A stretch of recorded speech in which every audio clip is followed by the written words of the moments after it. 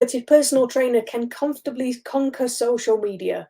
Hey, I'm Sensei Sarah, and I'm here with another incredible insights episode for every introverted personal trainer who wants to reach more clients but hates the idea of opening up their lives for the entire world to see on social media. So, the frustrating thing is that these days it seems like everybody is on social media, so the pressure to follow suit is enormous. But when you're not comfortable letting people into your inner world, you can't stand the superficial crap that most people post all day long, and you hate the thought of being on camera, especially live. It can make you feel like you're some kind of weirdo, or you're a failure if you don't push yourself to get over your discomfort. So you probably start thinking that there's something wrong with you or that you're not good enough because you can't muster the courage or enthusiasm to be like everyone else. And I'm willing to bet that you've tried posting things about your life, but it just feels fake or forced. Or you've sat in front of the video camera willing yourself to push record, but never quite being able to. And I get it. I know exactly how you feel. I used to think exactly the same thing, which is why I'm here now talking to you on video. After 30 plus years of running away from a camera, sometimes literally, I forced myself to go live on Facebook for the first time about 9 years ago when I promised to do a live Q&A for my friends group of triathletes. Since then, I've forced myself to do it pretty much every week, and I can tell you I still don't feel comfortable with it. But I found my own way of getting it done, and now it's just part of what I do. But if I'd have known 9 years ago how to do social media in a way that suited me and my introverted personality, I'd have done things very differently. So I was rooting around the internet the other day and came across three articles about how introverts can succeed on social media, and I thought it'd be good to review them here today. So across the three articles, there were 25 tips, but if we were to review them all, we would be here all day. So I've put the links to the articles themselves in the description so you can check them out for yourself. And I've chosen the best seven to talk about here. I mean, all right, I might have merged a few to make seven, but I know you won't hold that against me. So the first one is find a platform that matches you and your personality. So Facebook is geared up for larger or longer conversations. Instagram's all about images, and YouTube and TikTok are all about videos. So personally, I prefer Facebook, so I focus most of my content there and post on other platforms if they match the content that I'm posting. So my introverted brain won't cope if I have to think about each individual platform. So I focus on one or two and then just use the others as feeders. But something else to add in here is to find the delivery method that you feel comfortable with. If you prefer written content, then somewhere like Medium might work best for you.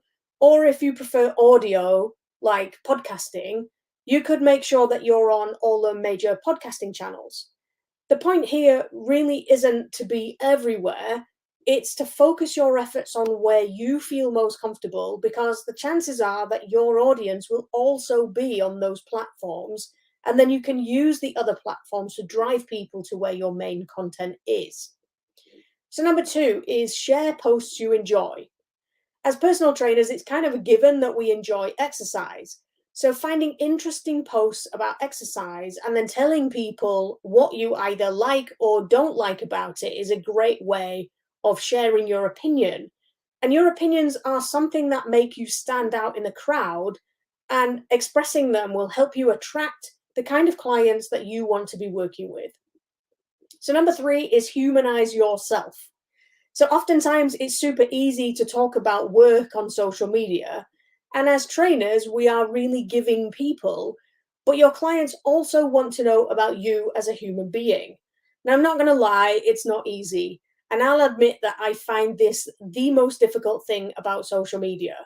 Like most introverts, I live a pretty quiet life. I'm also surrounded by pretty introverted family and friends who don't appreciate their every move being plastered all over the internet, which kind of makes it a bit hard to share photos of things that I did at the weekend. You know, I want to respect their privacy and mine, but I still want to find things that I feel comfortable with the world knowing about me. So that's why you'll see posts about my dog and cooking on my feed, although I know I've dropped the ball on that recently, which is why number four is so important. So, number four is create a social calendar. So, knowing what you're going to post and when, even if it's just the kind of post you're going to make, can be a game changer for us introverts. I love a good plan. If I know roughly what kind of post to make on what day, I can worry about what I might say later. But having a plan is the only thing that makes it happen for me. So, number 5 is schedule posts. Now, this helps your business in a multitude of ways. For me, I'm here in the UK, which is 5 hours ahead of East Coast time and 8 hours ahead of Pacific time. I'm much more creative first thing in my morning, and I know that if I don't create my content before 8 a.m., it just won't get done because life gets in the way, other jobs in the business take over. But that's 3 a.m. East Coast time and midnight Pacific, which really is not ideal. So I create my content when I'm at my best and schedule it to be posted when the rest of the world is awake. Not only does this help me deliver my best work, but it also allows me to make any edits or if I think of something that I want to add or say differently in the meantime. Plus, posting when your audience is online is a great way to boost engagement. And many social media platforms have scheduling functions built in, and some will even tell you the best time to post for your audience. But if they don't, you can always put a reminder on your phone to post when you need to. So, number 6 is ask questions. Now, introverts are really great at asking insightful questions, which can take the pressure off us to think of things to post on social media because you can just ask a question. But another way that most introverted trainers don't appreciate about themselves is that pretty much every other trainer out there is so keen to provide a solution to a client's problem that they either completely miss the point or only provide a superficial solution because they jump straight into fix it mode. But our ability to ask questions is a superpower. We can use it to dig deeper before we try to provide a solution. And on social media, that makes us stand out and easily demonstrates our care, attention to detail, and knowledge. So, number 7 is when in doubt, write first, post later. Now, I've been saying all my life that I can't think without pen and paper. And it's true today, although most of the time I am doing typing instead of writing. But I've tried to do live video from bullet points, but I've hated it. I take too long to think and then forget important things that I wanted to say. So now I just write everything out in advance. If it's a video, I'll just read the script. If it's going to be a written piece, I'll find graphics to go with it. The point is that writing things out in advance gives me the confidence to deliver the content in whatever format it needs to take. And these days, you can record your live video and post it later too. So, there you have it 7 ways every introverted personal trainer can comfortably conquer social media. Of course, this list is not exhaustive. What's your experience? Have you found any cool little tips that have helped you with your social media? Share them below, we'd love to know.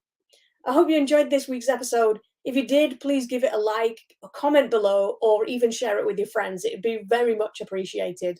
Thanks for watching. I'm Sensei Sarah, and I'll see you on the next episode.